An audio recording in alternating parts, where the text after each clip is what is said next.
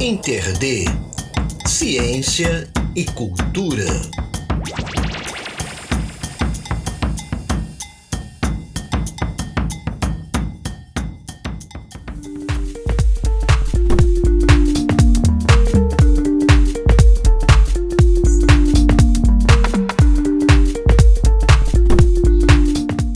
Olá povo, olá pessoas, eu sou a Deluna e estamos começando mais uma edição do Inter-D, Ciência e Cultura, programa veiculado na rádio Universitária FM do Recife, nas principais plataformas de streaming e no portal interd.net.br. Nesta edição eu converso com o Dr. Tiago Taton, que vai falar sobre o Mindfulness, as suas origens, benefícios, contraindicações, suas ligações com o budismo e o chamado Mac Mindfulness. Mas, sem mais delongas, vamos conhecer quem é Tiago Taton e como ele chegou ao Mindfulness. Eu sou o Tiago Taton, eu sou psicólogo, especialista e mestre em ciência da religião, doutor em psicologia, com pós-doutorado em psiquiatria e ciências do comportamento. Eu tenho uma carreira longa em psicologia e o Mindfulness entrou na minha vida principalmente de um modo acadêmico. Então eu queria entender a dimensão principalmente da meditação, das religiões do Oriente, dentro da psicologia, das ciências médicas como um todo, né? Então foi assim que inicialmente o Mindfulness surge, também com interesse prático, assim, eu também comecei a querer entender, fazer essas práticas de meditação para sentir um pouco na pele, né? Uma coisa um pouco mais fenomenológica, né? Não ficar só lendo os livros ou ouvindo as pessoas, tentar interagir de maneira viva, experiencial com as práticas de meditação e com o Mindfulness também. O Mindfulness, seja ele na sua vertente mais religiosa, budista, mas também na vertente da psicologia, uma vertente mais secular, afastada da religião. E para isso eu fui tanto fazer pesquisa no meu mestrado, doutorado e mais adiante no pós-doc, né? Durante um ano no meu doutorado eu fiz um estágio de doutorado no exterior, no King's College de Londres, onde eu conheci a professora Tamara Russell, que é uma inglesa, neurocientista, que criou um protocolo de Mindfulness de 8 semanas, né? Um protocolo de intervenção em Mindfulness. E isso aí foi muito importante para mim, esse período de um ano na Inglaterra. Eu esqueci de contar um pouquinho mais de detalhes sobre mim, né? Eu sou mineiro, sou natural de Três Corações, em Minas Gerais, mas conheço pouco a cidade onde eu nasci, porque meu pai é militar, então eu me mudei muito.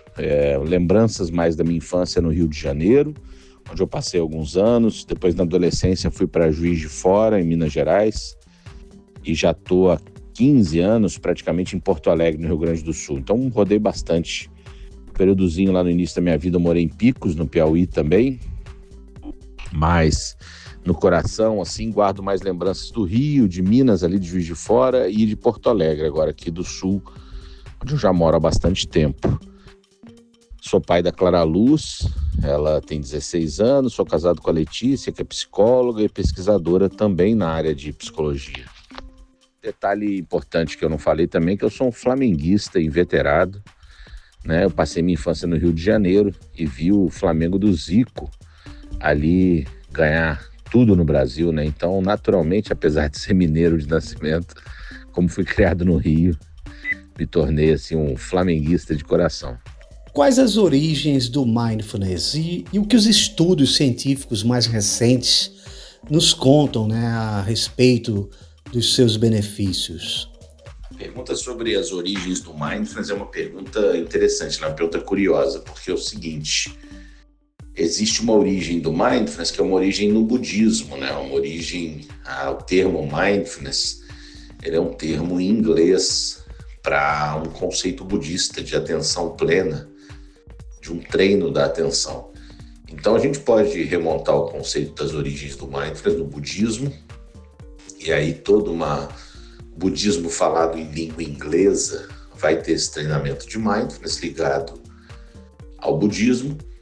E nós vamos ter também o mindfulness secular, o mindfulness sem religião, que ele vai surgir ali no final dos anos 70, com o professor Jon Kabat-Zinn, criando um programa de mindfulness na área médica, na área de saúde, ou seja, usando certos conceitos budistas sem ênfase religiosa. E, ao mesmo tempo, ali no final dos anos 70, alguns psicólogos e psicólogas estavam também com esse entendimento não religioso, tirando os aspectos religiosos do budismo, levando para a psicologia, né, e colocando dentro da clínica individual da psicologia. Enquanto o professor Jon Kabat-Zinn estava criando programas de 8 semanas, programas médicos, assim, em grupo, né, uma intervenção em grupo. Então essa é a origem assim, do mindfulness, do ponto de vista histórico, budista, antigo, lá em 600 a.C., até o mindfulness científico nos anos 70, ali, final dos anos 70. E os benefícios do mindfulness, eles têm sido... já tem 5 décadas de pesquisa, né? Claro, à medida que a pesquisa avança, ela vai amadurecendo. No começo você tinha muito resultado positivo, né? Então, assim, num geral, sabe-se que mindfulness faz bem quando ensinado por um professor ou uma professora com uma boa formação. Isso é fato. Agora a pesquisa está cada vez mais madura, então a gente faz pesquisas com grupos controle ativo, faz pesquisa com comparadores ideais, né? E isso vem mostrando que mindfulness, isso é normal quando tem ciência e é bom que aconteça. Quanto mais a ciência amadurece, a gente descobre que mindfulness não era aquela assim, maravilha, aquele milagre, mas é tão bom quanto tratamentos empiricamente validados para diferentes condições, tá? A gente sabe que para os quadros psiquiátricos, de um modo geral, desde o estresse, depressão, ansiedade, mindfulness é um tratamento muito bom, tanto quanto outros tratamentos muito bons que já acontecem. A vantagem é que é um tratamento não medicamentoso, né? E que ali em 8 semanas você pode aprender uma estratégia e manter para o resto da sua vida e se sentir bem. Mas é importante não exagerar os resultados, entender que eles são autolimitados, que eles são dose dependentes, ou seja, depende da prática, né? Então são resultados que não são milagrosos, assim, não vem do nada. Precisam que você pratique mindfulness, assim como musculação, você precisa levantar peso para o músculo crescer. Isso é importante estar consciente que depende do paciente, digamos assim. Eu falei sobre benefícios na saúde mental, mas existe uma série de benefícios de mindfulness, por exemplo, a dor crônica e condições físicas, como coadjuvante no tratamento, auxiliar no tratamento de pacientes com câncer, tem uma evidência científica boa. Então, a pesquisa é muito ampla, hoje em dia, dos benefícios de mindfulness e está relativamente madura, inclusive a pesquisa sobre neurociência no campo. Há contraindicações? Quais? De fato, há uma série de contraindicações e efeitos colaterais que a prática de mindfulness pode trazer. Por exemplo, o mindfulness ele é contraindicado de você praticar se você estiver praticando mindfulness em situações onde você não está clinicamente estável, né? Então, uma pessoa que está muito ansiosa, muito deprimida, excessivamente desorganizada, está passando por um luto profundo, por exemplo, a pessoa está passando por um divórcio extremamente complicado, a prática de mindfulness é contraindicada, porque mindfulness não é algo assim como se fosse um calmante, uma pílula de relaxamento. Ele é colocar você em contato com o que está presente. Então imagina uma pessoa que já está severamente deprimida e você pedir para ela entrar em contato com ela mesma. Ela vai piorar muito, porque ela precisa primeiro sair dessa depressão. Uma pessoa que está severamente desorganizada e você pede para ela entrar em contato com ela mesma, ou dar um áudio de mindfulness, alguma coisa, você vai piorar a pessoa, porque primeiro ela precisa se organizar. Então essa ideia que às vezes é difundida de que mindfulness é uma coisa que só faz bem, atenção plena é uma coisa, é um relaxante, um calmante, essa é uma ideia equivocada, né? É preciso muita cautela para entender como e quando aplicar mindfulness, né? E a prática também pode ter reações adversas, né? Algumas pessoas podem ficar mais ansiosas com a prática. Então o principal é que alguém que esteja aprendendo mindfulness ou queira aprender mindfulness, aprenda com uma pessoa que está realmente qualificada para ensinar mindfulness. Fale um pouco da escola, né, de mindfulness que você trabalha, qual a diferença dela para práticas ligadas a tradições religiosas e outras linhas. Eu, Tiago, tenho duas práticas de meditação, né?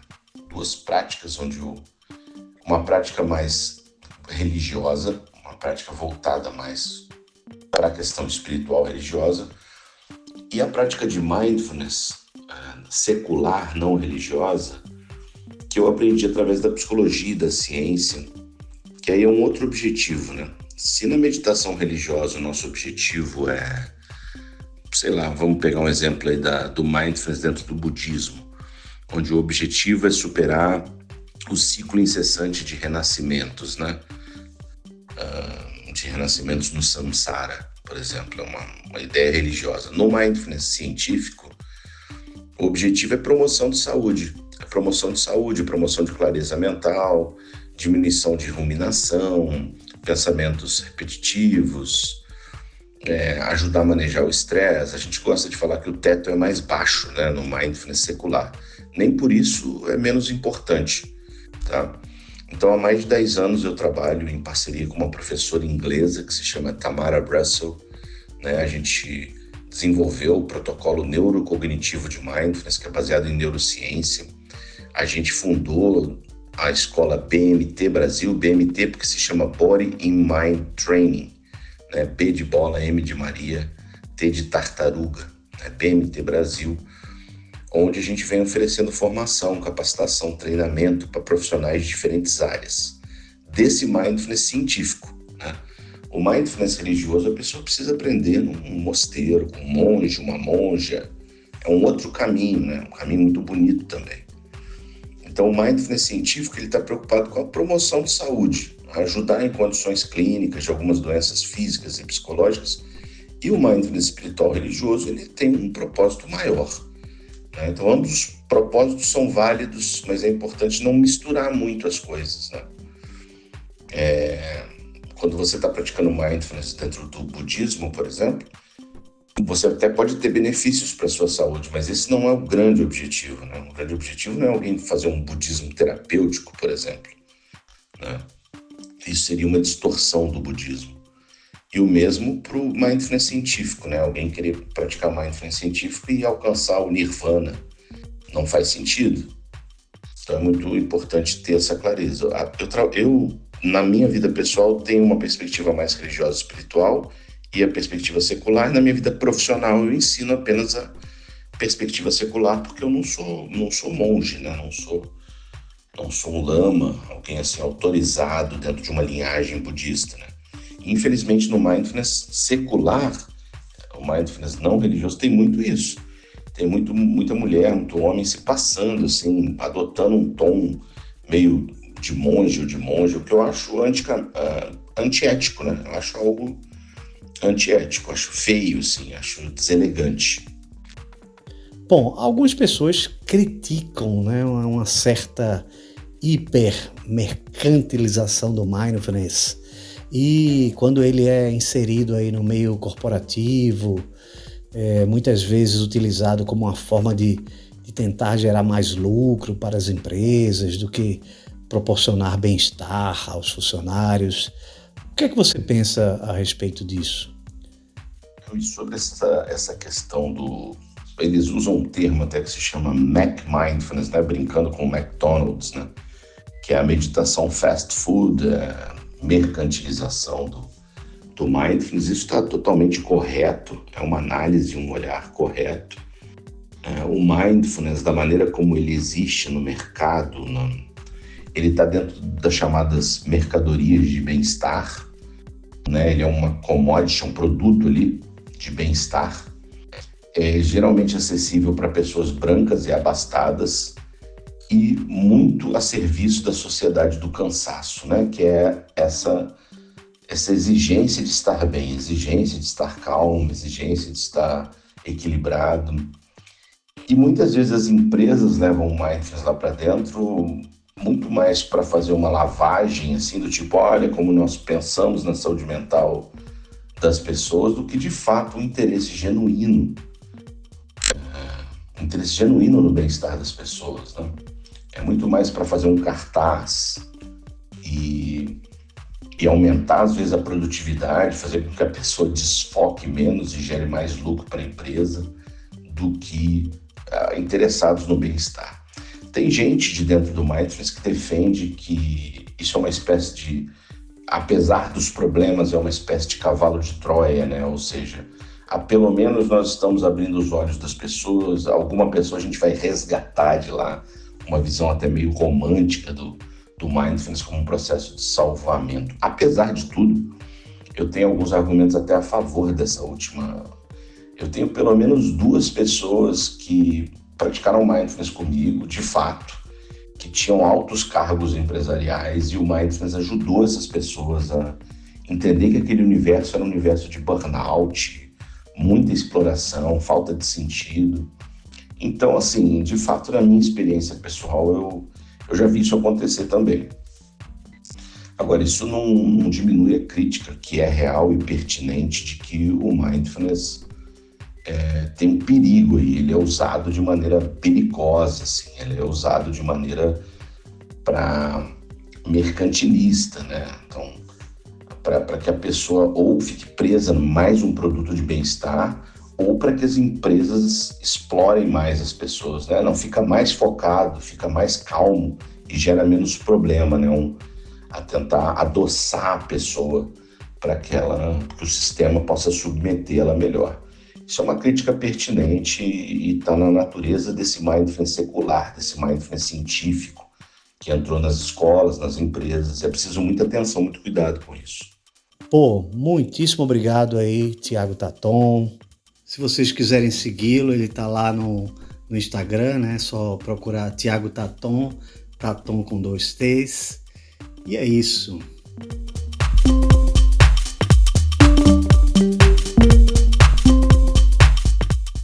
Colabore com o InterD mandando um pix pra gente no interdcontato@gmail.com. InterD, Ciência e Cultura. Apresentação e pautas, Adeluna. Vinhetas, edição e trabalhos técnicos, Pedro Santos e Estúdio Bacamarte.